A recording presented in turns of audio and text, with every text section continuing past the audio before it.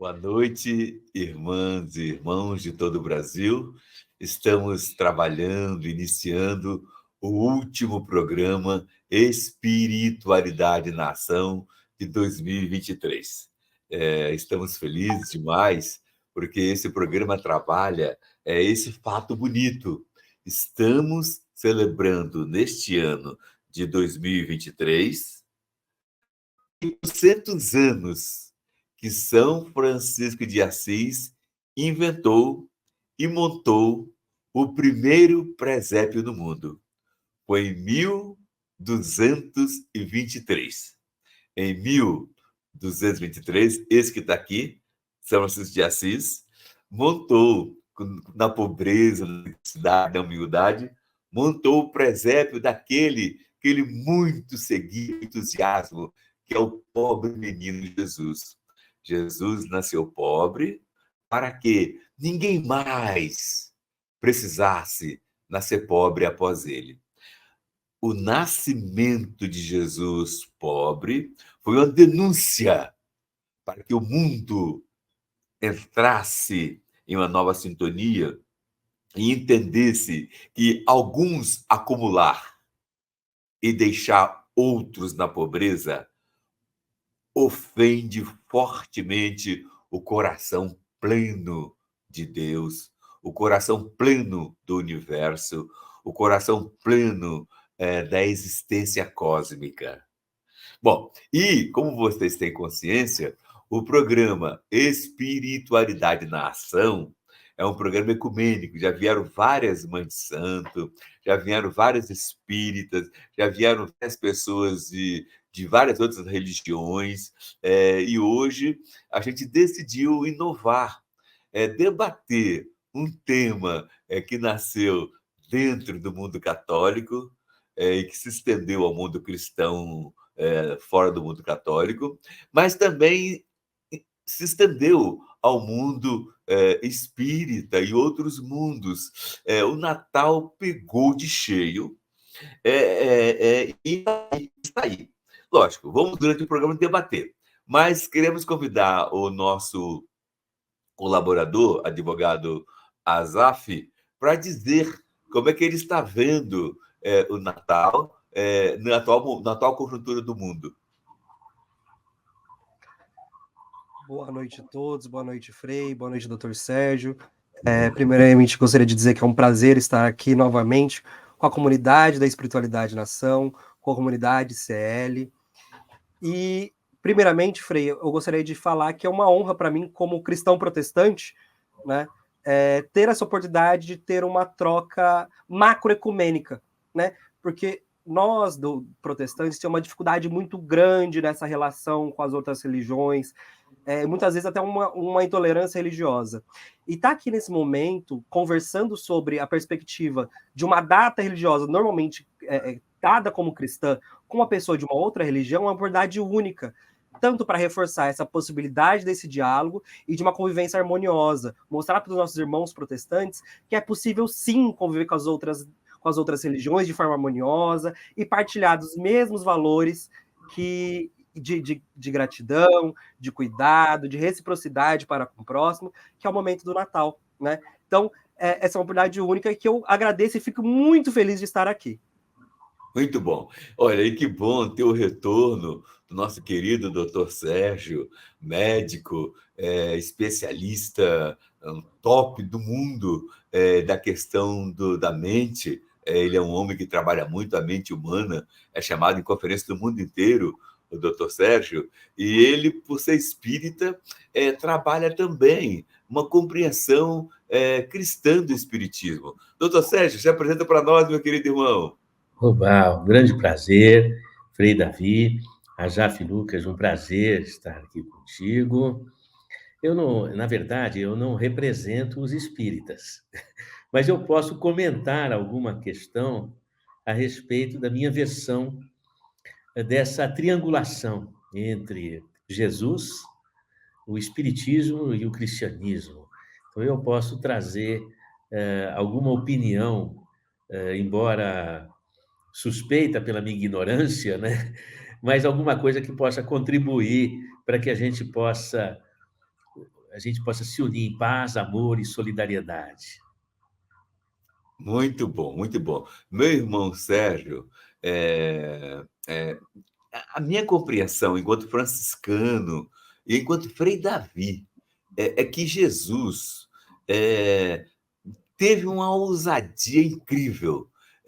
Ele surgiu em um período em que a humanidade inteira entendia que a prosperidade era a bênção de Deus, a pobreza era maldição.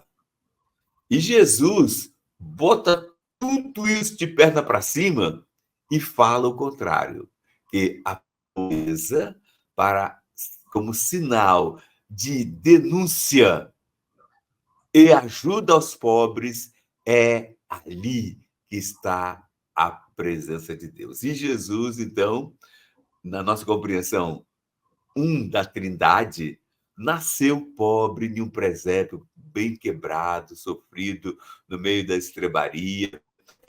Essa simbologia da pobreza a partir de Jesus Cristo, e que foi muito, muito, muito, muito pregada e vivenciada por Francisco de Assis, tem sentido para o seu mundo espírita e para seus irmãos espíritas? Caríssimo Frei Luiz, como eu disse, eu não represento os meus irmãos espíritas ou qualquer denominação, mas eu posso colocar aqui o meu pensamento. Eu entendo que Jesus não era pobre, não é? Porque não faltava o pão, nem sequer para distribuir. E não faltava a estrutura de base de vida para que ele pudesse ter toda a força até carregar a cruz. Mas Jesus, ele tomou uma iniciativa que, para o contexto da época, era bizarra, que era você ser solidário com alguém que fosse de outra casta, ou de outra nação, ou de outra representação. Então, não existia o conceito de solidariedade irrestrita. Inclusive, não havia hospitais para acolher os doentes, porque a doença era um sinal de fraqueza, e a pessoa que ficava doente já não representava a raça, vamos dizer assim. Então, mesmo na época, as castas mais abastadas, quando alguém ficava doente, era jogado de lado. Então, quando Jesus vem trazer, na época, a ideia de solidariedade irrestrita, ele demonstra a sua riqueza. E ele demonstra a grande possibilidade de riqueza da humanidade. Através da não discriminação de qualquer forma humana, cultura humana, biologia humana, condição humana, de qualquer forma. E essa contribuição que Jesus trouxe ainda ecoa na nossa atmosfera como um convite à humanidade que pouco compreendeu a sua mensagem. Então, eu penso que Jesus, ele traz esta questão, e no esteio do que o Frei Davi está colocando, olha, Frei Francisco foi um ato falho muito oportuno, que é essa ligação sintônica, né, com Francisco de Assis. O Frei Davi coloca, porque é o seguinte, não haverá regime político qualquer que funcione enquanto na humanidade houver aquele que tem em excesso, que não tem a disponibilidade de doar esse excesso para quem tem de menos. Então, este processo de fluência solidária e solidária irrestrita que Jesus traz, que é uma inovação para a época, para não dizer para o hoje também seria uma inovação, resolveria a base socioeconômica e política da humanidade a partir desse comportamento, vamos dizer, não é? Bom, deixo aí para o debate a questão. Nessa linha, Azaf, o mundo protestante, no qual você convive com muita alegria, com muita sintonia, o mundo protestante entende que a prosperidade é bênção de Deus E como é que fica Jesus pobre nessa compreensão protestante? Veja, Frei, essa é um debate muito interessante, né? Porque a igreja protestante no Brasil, principalmente as pentecostais e as neopentecostais, se constituem a partir de uma visão da teologia da prosperidade, né? Principalmente ali na década de 70 e 80, que é quando os terreiros ali nas comunidades passam a esvaziar e as igrejas protestantes passam a ficar cada vez mais lotadas. E isso se dá muito também, justamente por conta dessa leitura, onde a miséria, a pobreza está atrelada pela falta de fé, pela falta de conhecer a Deus, e por essa visão de que somente através dessa fé, dessa entrega, desse quase uma lavagem cerebral que faziam-se nos seus fiéis, para que eles dessem tudo o que tivessem através da igreja, porque Deus os recompensaria através daí. E aí, infelizmente, essa teologia da prosperidade tomou de conta das igrejas e vem sido utilizada justamente para essa dominação dos fiéis. E, infelizmente, vem enganando muito os pobres, os fracos, porque eles têm necessidade de ascender na vida, de ter uma condição de vida melhor, e fazem essa entrega de coração limpo, de coração puro, justamente porque acreditam fielmente no que esse líder fala. Mas, Frei, eu acredito que essa leitura, apesar de trazer muito enfraquecimento e muita pobreza para o povo, né, que não traz essa prosperidade de fato, que é meramente uma ilusão, Deus ainda, por sua grande misericórdia, tem derramado suas bênçãos sobre o povo, né? E não tem deixado faltar o pão na mesa dessas pessoas, né? Mas uma questão da igreja protestante que é muito linda e é uma coisa que eu admiro na minha igreja, são a questão das comunidades, essa criação de vínculos entre as pessoas, onde esses vínculos criam uma rede de assistência e de apoio, onde você conhece a irmã, que ela é costureira, e você leva suas roupas, aquilo que você precisa fazer de remendo, da irmã da igreja. Onde se conhece o irmão da igreja, que também é pedreiro ou que é sapateiro, enfim, vai fazendo essa rede de acolhimento, de apoio entre os próprios irmãos, que vai fortalecendo a comunidade. Então, a prosperidade do povo vem a partir dessa união e dessa comunhão entre as pessoas. Que é muito bem, como o Dr. Sérgio colocou, é que essa solidariedade entre o povo, essa assistência entre o povo, que traz o crescimento e a melhora de vida. Doutor Sérgio, nós entendemos que o mundo está meio sem rumo. A pessoa de Jesus, a pessoa de todos os nossos ancestrais espíritas, tem ajudado-nos a encontrar a luz, o caminho, para criar um mundo melhor. Mas, cada vez mais, o mundo está desencontrado. Eu ontem fui sair na cidade de São Paulo, capital, com algumas pessoas apresentando a cidade, e eu fiquei chocado com o volume imenso de pessoas jogadas na rua. A maioria com o rosto igualzinho o meu, afrodescendente. E passei por dezenas de locais onde a prefeitura organizou, com muito bom gosto, o enfeite de Natal para homenagear Jesus. E lotado de polícia em torno dos enfeites de Natal, protegendo os enfeites de Natal contra os pobres. E eu me perguntava, onde está Jesus? Ali, nos enfeites de Natal, ou nos pobres largados na rua, sem rumo, sem esperança? Como o senhor vê isso, meu irmão? Puxa, aí nós estamos falando de uma outra questão, não é? O que se comemora no Natal? Porque a gente tem que separar aí a tônica comercial, que explora a cultura do Natal, da busca do Natal enquanto referência de memória de uma mensagem. Então, vamos dizer assim, o que está acontecendo? Está acontecendo que aquilo que são chamados países desenvolvidos, que vieram do pós-Revolução Francesa, se encontram em guerra. Então, nós temos uma Europa em guerra. E essas pessoas também não encontraram o equilíbrio com a natureza. E também não encontraram a si mesmos, porque o índice de suicídio é elevadíssimo nos países desenvolvidos. Então, eu me pergunto, qual é a civilização desenvolvida?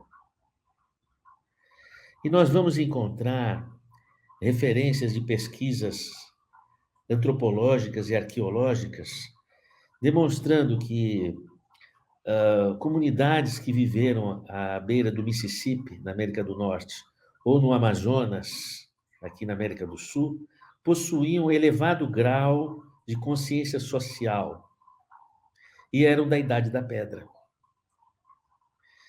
Então, o que nós vemos, assim também, histórias de referências sociais em povos originários em África e nas Américas. Nós vemos que a antropologia tem convidado a nós reorganizarmos a noção do que é evolução, do que é nação desenvolvida. E nós devemos nos voltar para os povos originários com saberes ancestrais que arquivam a mensagem, uma mensagem perdida. Mesmo Antônio Vieira, o padre, quando ele visita o Brasil, passando de canoa pelos igarapés, ele descobre e ele anuncia: estes povos, estas pessoas, não conhecem Jesus e não conhecem o catolicismo, mas eles podem alcançar o reino divino porque têm amor no coração. Então, eu entendo que a mensagem de Jesus é uma lembrança dessa referência primária nossa de ligação com a natureza e com o amor de Deus. De sorte que Jesus se referenciava no meio daquela multidão de pessoas tão primárias nas suas condições de visão social e educacional e espiritual, e ele precisava se recolher para dizer um mantra que recuperava a sua essência. Eu sou o caminho, verdade e vida. E quando Pedro, pouco antes de Jesus entrar em Jerusalém, diz a ele: mestre, vai ser morto, vai acontecer alguma coisa, e ele diz: Pedro, é a sombra que fala para você, você está querendo me demover da minha missão. Então Jesus buscava essa essência, eu sou. E ele dizia: vós sois deuses. Ele não diz vós sereis, ele diz: vós sois deuses, podeis fazer tudo o que eu faço e muito mais. Então nós também podemos rememorar esta essência de ligação com Deus que nós temos e nós trazemos em nosso coração, que o nosso coração é a nossa consciência. Por isso que, quando você sabe muito, você sabe decoração. Quando você ativa a sua memória, você recorda, ou recordes, traz para o coração novamente. E Jesus nos avisou sobre este poder que nós temos e que precisamos rememorar, que os povos ancestrais trazem, porque trazendo a harmonia com a natureza, trazem a harmonia com Deus, por conta de que a natureza é a expressão materializada do amor divino e que nos abraça a todos. A perda dessas referências leva à plastificação do símbolo da árvore de Natal, que é a mistura da conífera, que dá a lenha para o inverno e dá o fruto. Então, é a árvore da vida, com a macieira, que é o símbolo da árvore da sabedoria, daí a metáfora de comer a maçã, ou quando a maçã cai na cabeça do Newton, que é a inspiração da sabedoria que vem do alto. E a conífera com a macieira da árvore de Natal, o símbolo da árvore da vida com a sabedoria. E a gente plastifica essa estrutura e perde a referência, esta sim, que traz a coesão com a mensagem de Jesus. Uma mensagem que, na verdade, eram saberes já constituídos, não vir destruir a lei, mas vir exercê-la. Jesus toca a partitura daquilo que já estava escrito, mostrando a necessidade do exercício, de agir, de atuar. Então, um Natal que não traz essas essências perde a coesão com a força do Mestre. Não é? Apenas para a gente lembrar dessas questões. Quando a gente vê a cena que o Frei colocou, que a gente lamenta muito, é muito difícil romper essas barreiras sociais. O planeta Terra está em metamorfose, não é nem transformação, porque o que está por vir não é nem uma consequência lógica e cadenciada do que passou, isso seria uma transformação, mas é uma metamorfose, é uma larva seca que vira borboleta, e esse planeta está em transformação.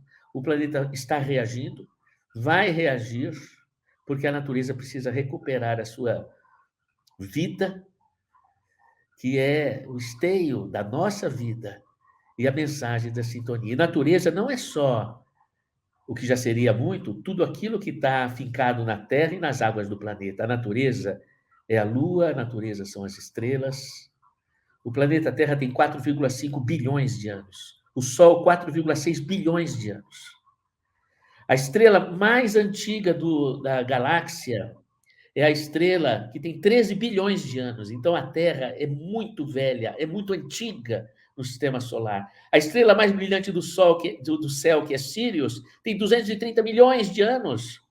O planeta Terra é muito antigo na nossa galáxia.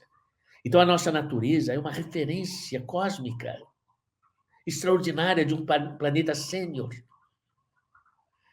Então, a gente precisa resgatar estas demandas, não é? Quando Jesus, ele diz, Pai que está no céu, o céu de Jesus era um céu de pescador, que é o céu por onde pairam as nuvens que preocupam o pescador. Então, ele dizia, respira o céu, que Deus está no céu. Então, com cada inspiração sua é Deus dentro de você. Então, a atmosfera do planeta traz o hausto divino da criação. Fruto da produção de oxigênio feito pelo fitoplâncton dos mares, que traz 90% do oxigênio, com uma estrela generosa que é o Sol, e essa dupla nos fornece o oxigênio que a gente respira, trazendo o prana do Criador. Então, estas questões a gente precisa resgatar, não é? Desculpa o falatório, mas veja a distância daquilo que de fato está acontecendo e que nós precisamos falar mesmo para que a gente possa, no nosso cotidiano, numa sociedade tão rústica como está acontecendo, a gente possa resgatar essas memórias. Exatamente. Irmão, o nosso querido profeta Isaías, no capítulo 9, versículo 5, ele assim diz, porque um menino nos nasceu, um filho nos foi dado, a soberania repousa sobre seus ombros, e ele se chama Conselheiro Admirável, Deus Forte, Pai Eterno, Príncipe da Paz. Eu queria ver a ligação disso com a sua profissão. Você é um médico que trabalha e está entendendo hoje que a humanidade está com a saúde mental muito abalada. Você, como médico da cabeça, e vendo a humanidade com a saúde mental abalada, e esse Jesus que repousa sobre os seus ombros e de cada um de nós, e que quer ser Deus forte, quer que sejamos Deus forte para o irmão. Como é que você realiza isso? E Azaf, como é que você realiza isso na sua igreja? Então, primeiro, nosso irmão Sérgio. Olha, na verdade, eu muito pouco contribuo para tudo isso. Eu acho que eu procuro fazer aquilo que posso, atendendo meus pacientes com amor, valorizando as suas possibilidades, mas trazendo para essa essência de conhecimento da sensibilidade que nos conecta com Deus. Ali é a fonte da vida. Então, quando nós caímos no vício da droga, no vício da bebida, quando nós caímos nos vícios das mágoas e das culpas que povoam a nossa mente, e a gente perde o sentido da vida e da conexão que a gente tem com Deus, então aí surge o desequilíbrio. Então a gente precisa resgatar essa coesão. E esta mensagem precisa ser entendida por toda a população, a começar das crianças. E essa questão é um compromisso de todos nós. Não é por eu ser médico, mas todas as pessoas precisam entender que o processo de adoecimento envolve a vida dizendo, olha, você se desconectou, você precisa voltar para esse seu eixo. Essa doença não veio para te derrubar, ela veio para chamar a tua melhor parte. E essas doenças, quando avançam para a área mental, a pessoa se desespera por demais. E esse desespero traz muita dor, mas é hora, nesse momento, de deixar o velho, deixar o vício, deixar as coisas velhas que não estão te servindo, para você deixar entrar dentro de você o novo, que é esse horizonte de conexão da sua força interna com Deus. Vós sois deuses. A tua consciência brilha em teu coração, em sintonia com Deus, em francas possibilidades do seu papel no mundo, daquilo que você veio realizar, da entrega que você veio fazer para a natureza, em tudo aquilo que representa a tua rotina, teu cotidiano, no anonimato dos desafios da tua vida. Penso dessa forma, querido Frei Davi, não é? Mas eu muito pouco posso fazer, não é? A gente faz o que pode. E Asaf, enquanto protestante, no seu mundo cristão protestante, como vocês estão enfrentando a saúde mental, uma vez que nossas religiões caem para nós esses dramas? E, ao mesmo tempo, você, ao dar sua mensagem de como é que sua igreja, você, tenta trabalhar a ajuda do irmão em ter saúde mental, então eu faço a sua despedida, que nosso horário está acabando. Perfeito, Frei. Então, a minha fala vai ser já em tom de despedida, porque também é um recado também para toda a comunidade protestante. Então, a gente tenta fazer o que a igreja primitiva fazia, viver de forma ali do final de Atos 2, onde todos tinham uma vida, todos que criam tinham uma vida em comum, estavam juntos e tinham uma vida em comum, né? Eles participavam na parte da comunhão, no partir do pão e nas orações, né?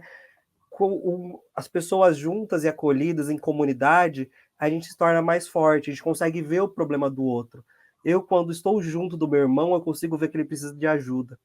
E não só ajudar ele na forma espiritual, com o acolhimento, com a oração, mas também caminhar para um médico. Porque não só a parte espiritual é importante, mas Deus nos deixou a sabedoria dos médicos. Então nós também precisamos recorrer à medicina, aos psicólogos, aos psiquiatras, quando necessário, para que todos os nossos irmãos tenham uma qualidade de vida adequada, uma saúde mental boa, para que essa vida seja longa, e a gente não venha sucumbir a todos essas dores que esse mundo nos provoca. Então, deixo aqui o convite à igreja protestante, que se acolha, que esteja mais junto, mais próximo dessa vida em comum, do partilhar do pão e nas orações. Muito bom. Meu irmão Sérgio, pode fazer uma fala orante ou uma oração de despedida desse momento? Posso fazer, mas antes vou devolver para o querido Asaf Lucas, que o Chico Xavier, ele dizia o seguinte: mais igrejas, menos presídios.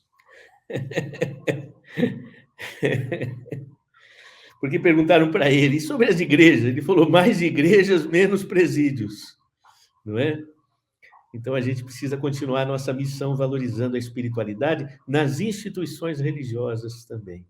Não é? A sociedade precisa muito. Quando as nossas religiões institucionais, elas abrigam o amor, a solidariedade e a paz. Não é verdade? Se o Frei me permitir, não é? eu faria aqui a prece do Pai Nosso, não é? Quando Jesus chamou a Deus de Pai. Pai é um paradigma, não é? Quando a gente é bebezinho, a, a gente só enxerga 4 pontos, que são os olhos e os seios da mãe.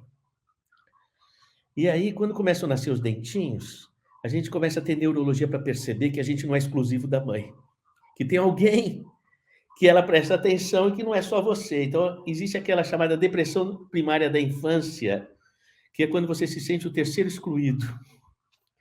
É como se essa figura do pai, que pode ser a avó, pode ser a cuidadora, pode ser o pai mesmo formalmente constituído, mas é aquela pessoa que, como se dissesse assim: "Ó, meu querido, você não é exclusivo da sua mãe". Mas ele também fala o seguinte, na metáfora da questão: existe um mundo para você. Então, quando Jesus chama a Deus de pai, ele está dizendo esse mesmo paradigma da figura de pai, aquele que te tira do berço e que te entrega para o mundo, tem um mundo para você. Então ele conjuga o pronome nosso, Pai nosso, nos fazendo sentir irmãos uns dos outros, filhos do mesmo Pai, referenciados pelo mesmo Deus.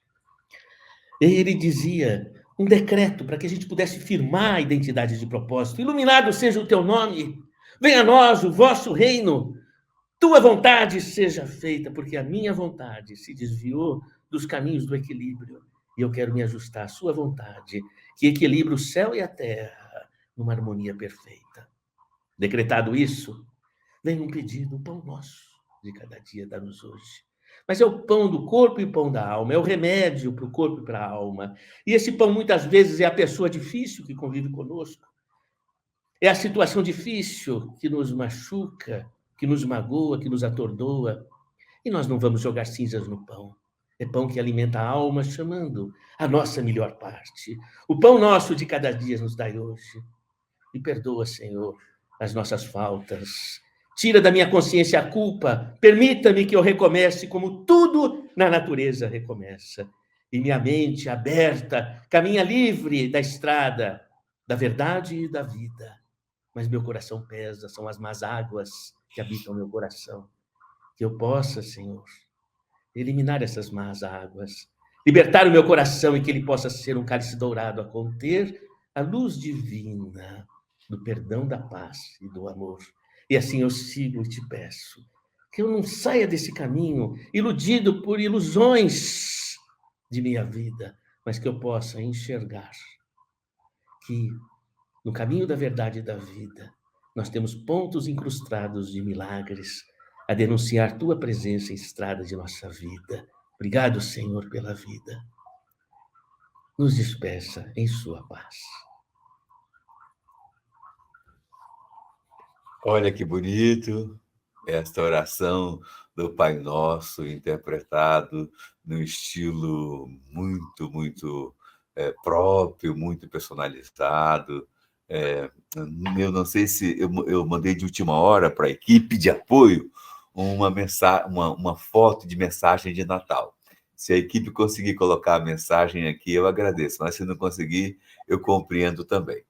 Porque eu mandei de última hora, eu não estava achando onde eu guardei a mensagem e achei agora e mandei agora. Se a equipe falar, só dá um okzinho aí no chat interno, que eu vou então saber que vai sair a mensagem. Aí o desenho que eu mandei para a equipe. Bem, a mensagem final que a gente coloca enquanto cristão é essa: Pai querido, no filho que nasceu do presépio, pobre, simples, ele quis trazer a riqueza do viver, a riqueza do ser e a riqueza do fazer em prol dos irmãos mais sofridos.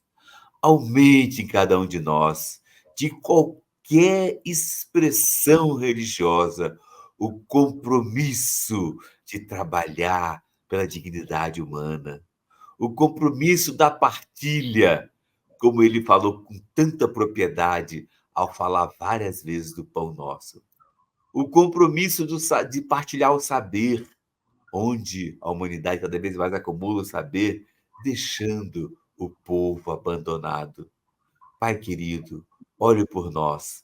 E neste último programa de despedida do ano, nós te pedimos, dê a todos que nos seguem nesse programa espiritualidade na ação, um Natal de amor, de paz, de perdão, de compreensão e de integração.